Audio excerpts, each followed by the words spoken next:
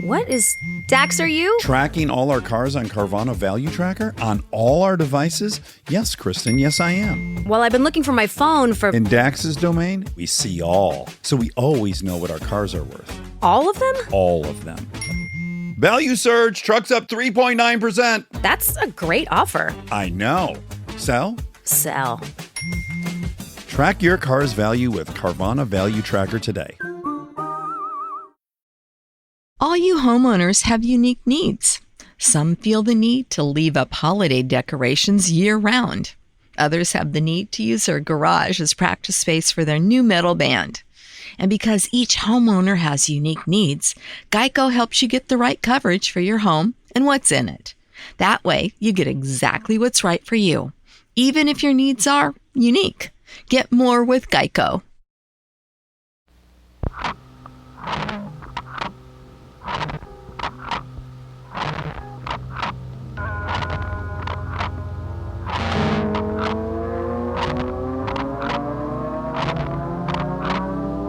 This is the Berman Project. Hey, it's JD here, back for another week of introspection and reflection on loss, grief, and the pathway to mental wellness. All the while nourishing my soul with the music and art of the late indie rock singer-songwriter, David C. Berman. How you doing, everybody? I am significantly better than I was a week ago, and that's good news. Because a week ago, I was not well. I'm still not well, but I'm substantially more well. George Morwell. 1984.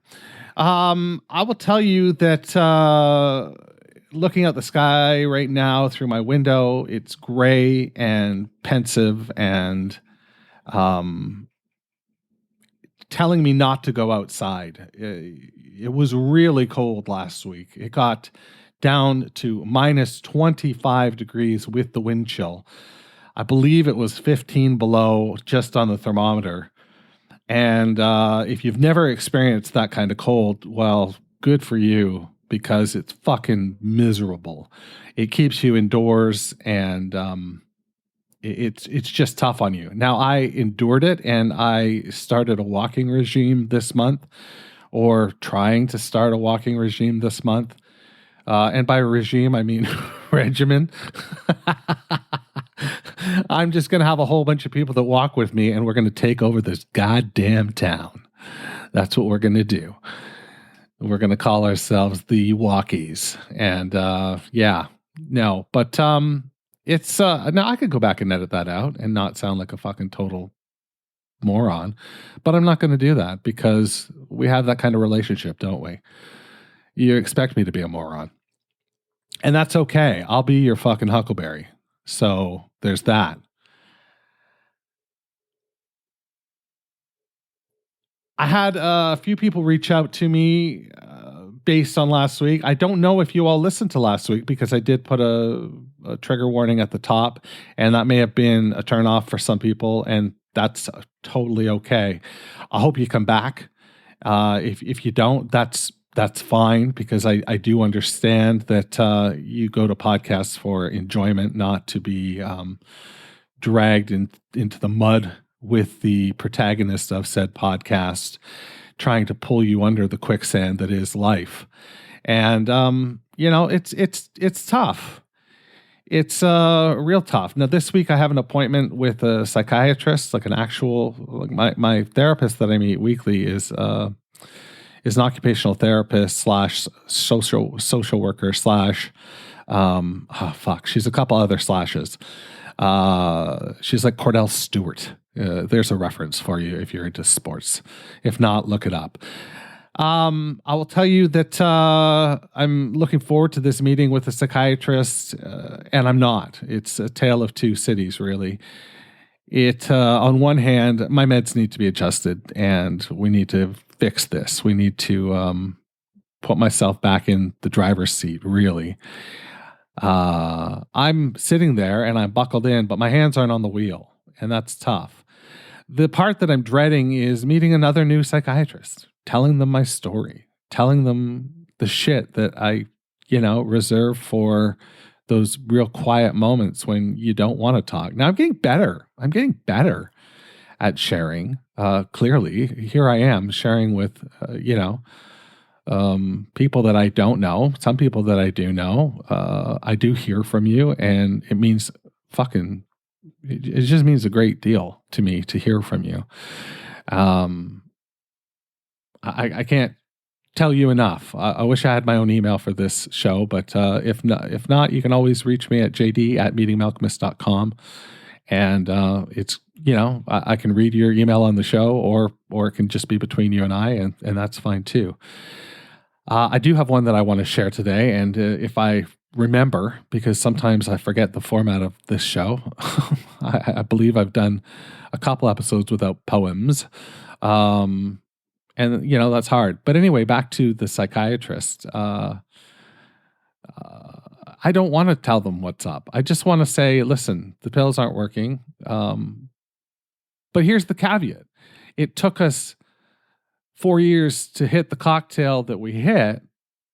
So I want it tweaked. I don't want it altered, I don't want to turn into a Sasquatch again. And some of these pills can turn you into a Sasquatch. And by Sasquatch, I mean just a fucking lump that just hides and is mythical. Nobody knows of who this person actually is. The beard comes out, the gut comes out, and I'm still reeling from Seroquel.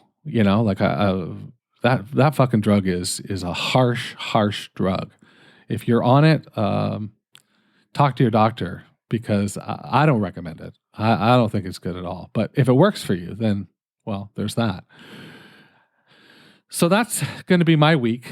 But like I did tell you, that I have been out walking. I'm trying to hit my goal of 5,000 steps a day, every day. Yesterday, I did 1,200 steps. So that's a real incredibly lazy day. That's just absolutely not cool. But I got a lot accomplished. And so I gave myself the permission, because I had done 8,000 steps one day. I did 10,000 steps one day. I gave myself permission to allow the average to carry the day. And because of that, I let myself off the hook and continue to work. I thought I would go out in the evening last night. It was 0 degrees, by the way. It got all the way back up to 0, which felt warm. It's strange, but all the ice started to melt, and the really hard packed snow started to melt. But I went out for a walk the night before and just about fell about 4 times. It was so slippery. So you got to be careful when you're my age. You got to be real careful. It's tough. So I thought I would share this letter that I got. I think it's again, it's fair game. I reached out to the gentleman who sent it to me and said, "Hey, can I share this email?" And he said, "Yeah, no problem." And it's Stephen Lyson. I call him Steve in my head, but it is Stephen, and I should respect that. That's how he signs his email.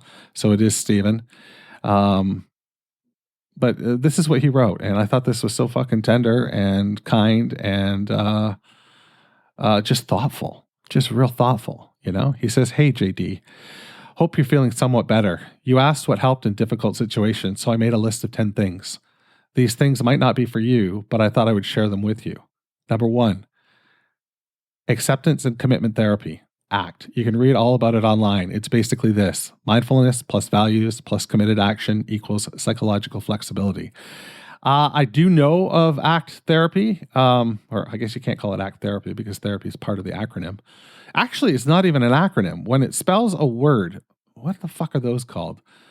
Send me an email, jd@meetingmalcolmist.com. Acronyms are letters that make up, I'm trying to think of an example. I don't have an example. Right now off the top of my head. But words like ACT and SCUBA, which are also sort of acronyms, they have a different name. And I forget what that name is. I could look it up, but really it's not important. I don't know why I'm getting carried away. the thing to keep in mind is the mindfulness piece and the committed action piece and the value piece. All three, for sure. I struggle with mindfulness. I'm all up and down with my my value system, and committed action is real tough for me because I feel as though I have difficulty learning in increments, and that often stops me from doing things that build. Like, so for example, doing 5 push-ups a day, leads to being able to do 10 push-ups, which leads to being able to do 20, which leads to be able to do 100, and et cetera, et cetera. I never get to the point. I do it for 2 days and feel like I should be able to hit the 100. And when I can't, I gag and give up, and it's terrible. Number 2 is only drinking socially and non-alcoholic beer at home has helped me to end alcohol addiction. That's very personal, and I really appreciate him sharing that. And I think he's bang on. I can't tell you the number of times that my desk has been just covered in beer cans.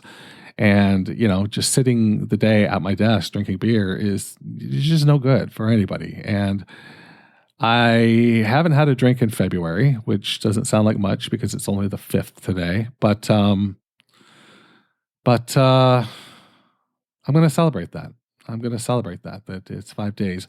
But I'm going to make this non-punitive. I am going to drink socially. And I can't do the all or nothing. And yet I'm very all or nothing type person. So right now, these 5 days have been real easy for me, but I could easily fall off and do a bender. Non-alcoholic beer, I haven't tasted any I like at this point, but I know that a lot of the craft breweries in my area are starting to do variations of IPAs that are non-alcoholic, and I'm tempted to try one. I even have one in my liquor cabinet right now that I should throw in the fridge and give a try just to see what it tastes like. So I'm going to give that a try too. So number 2 is a good one. Number 3, freedom blocks sites that are harmful for my well-being. Freedom is I don't know what you'd call it, an extension that you can program to stop yourself from going to certain sites. So from their own website, it says freedom to be incredibly productive. Freedom is the app and website blocker for Mac, Windows, Android, iOS, and Chrome, used by over 2 million people to reclaim focus and productivity. Get started for free, no credit card required. So sounds like an interesting thing. I am certainly guilty of, scrolling through social media aimlessly like a zombie. And but I'm fairly productive. I'm on a drug called Vyvanse, and it allows me to be really productive and focus. And when I do put my nose in a project, typically speaking, I can get through it. Headspace is a great way. This is number 4. Headspace is a great way to start the morning. Headspace is, again, an app. I'm going to guess it's probably similar to Calm. A mindfulness app. I have difficulty with mindfulness apps, but I've been, how do I say this? I feel as though I got what I can get out of a mindfulness app at this point, in so much as that I learned how to meditate, or I learned how to meditate for me. And that's been really helpful. But the Headspace could be helpful for you. So maybe think about that. Number 5 is music. I love to listen to music using Spotify to discover new bands. I use Apple Music, but it would be the same scenario. And I listen to music every morning. I listen to music all through the day, but I get up fucking early, man. I get up at anywhere between 4:30 and 5:30 a.m. and take the dog out, give her breakfast, and then grab a coffee and sit down and just put on music and just sort of sit there and listen to music. I don't scroll on my device. Well, I do initially. I get caught up, on the emails that have been sent through the night because I go to bed early. because I get up early. So typically speaking, there'll be some texts and some emails that I like to check out. But I don't get onto social media or anything like that, or do any like in quote work until I sit down at my desk. So I do like to separate church and state in that regard. Number 6, reading books is a great way to escape and stimulate wellness. You are bang on the money. I find that reading begets writing, reading begets greater conversations, reading begets more interesting people, reading begets, just a healthy mind. And I can't fucking do it. I have no focus. So I have difficulty with that. And that's going to be something I'm going to work on this year because I've got a bookcase just full of books. I haven't stopped buying books, which is cruel. It seems almost punitive the way I do it. I'll buy a book and just put it on my bookshelf, and it just stares at me. My bookshelf is right across from my bed, and it just stares at me and taunts me in a way because it's fucking difficult. Number 7, volunteer work has helped me meet new people and build friendships. This is something that I'm going to venture out in. Toronto has a film festival every year, and my good friend volunteered for that last year, and he had a whale of a time.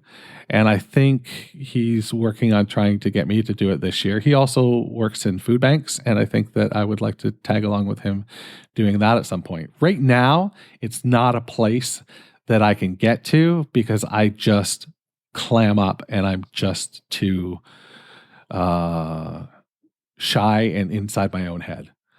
Number 8, physical exercise such as walking or swimming stimulates both mind and body. Couldn't agree with you more. I feel better when I walk. I feel better when I go out for a walk every day, or most days. The only flip side to that coin is when I don't go out for walks, I'm incredibly hard on myself. And so that makes it very difficult. So, that makes it really tough. But bang on the money. Number 9, philosophy has helped me to learn about the human condition. My father-in-law was working on his master's in philosophy. I believe he did everything up to his thesis, but he just didn't present his thesis. And he is somebody that is really wonderful to just sit and talk to. He's also mentally ill, and he's a functioning alcoholic. We get along very well. He's one of my close friends, and love him dearly. And we talk about the human condition for sure. I don't know beyond that what exactly Stephen means, but I think that that's great. And number 10 is rewards. They help me get through tiresome days. That one, I don't know that I could do that. I don't know that I could reward myself. I don't like myself enough, ultimately. So that can be, a tough haul. But I understand training this new puppy, reward-based training is more effective than punitive training. And it probably is the same with human beings. Anyway, he closes the email by saying, hang in there, man. All the best, Stephen. And I really do thank him for sending that email. It means a lot. I think it's tremendous. And there's a lot of nuggets there that could be helpful for, more than just me. So take note, and thank you so much, Stephen. It means a lot.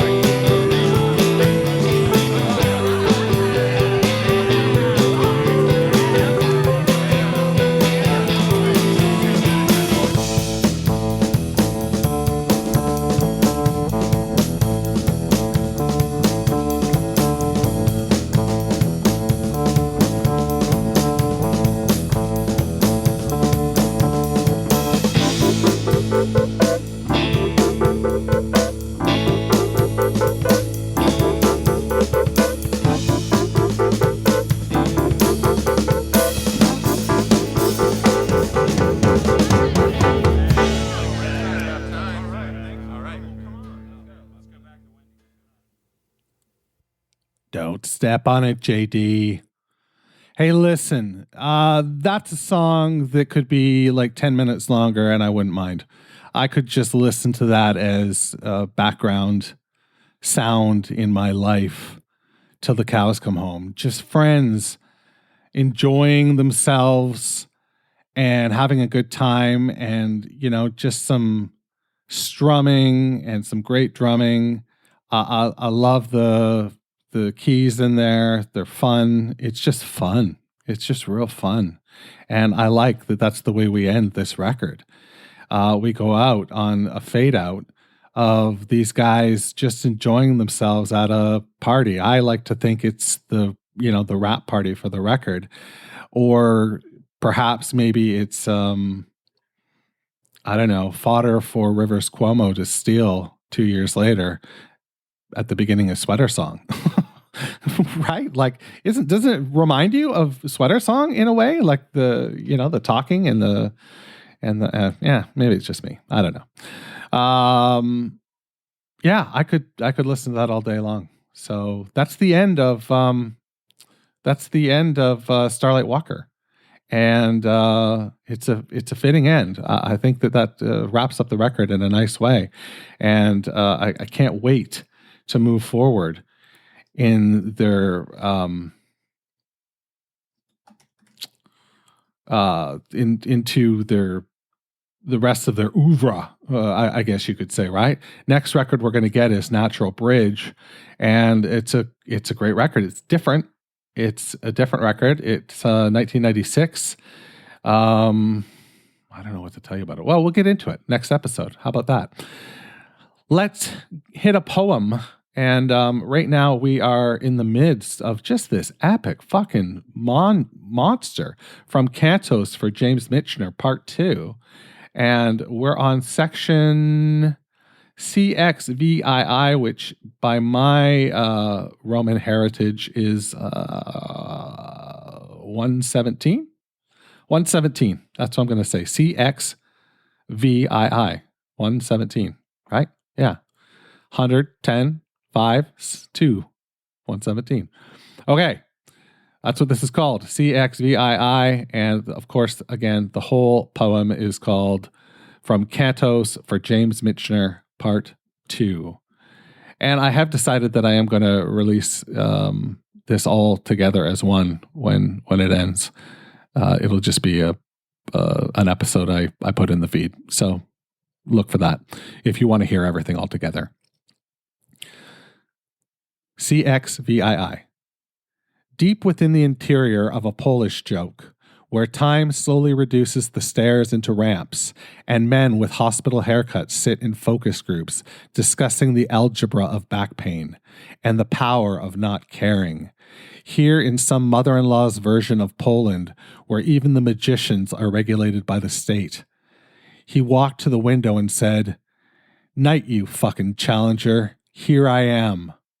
Through the mirror, he heard the war cry of the C8H17NO4S Indians. His back hurt. What in the fuck? Yeah, I need to hear all this together because this is the last poem was there were mirror knots and chrome uniforms, and this one we've got deep within the interior of a Polish joke, where time slowly reduces the stairs into ramps. Oh man, men with hospital haircuts. These are just fantastic snippets for lyrics.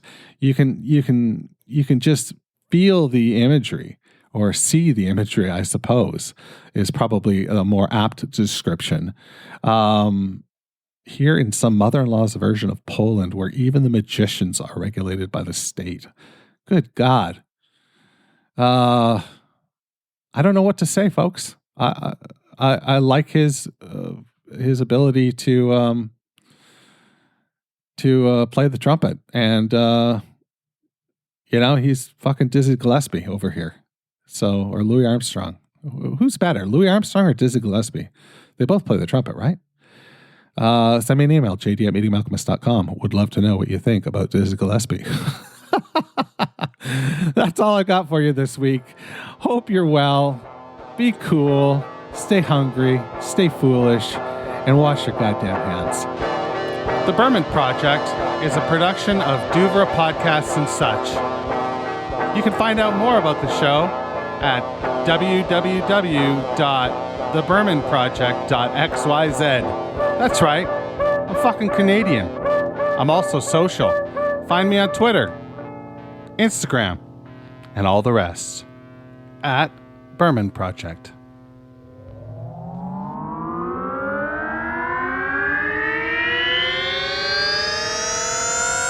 Duvra Podcasts and Such.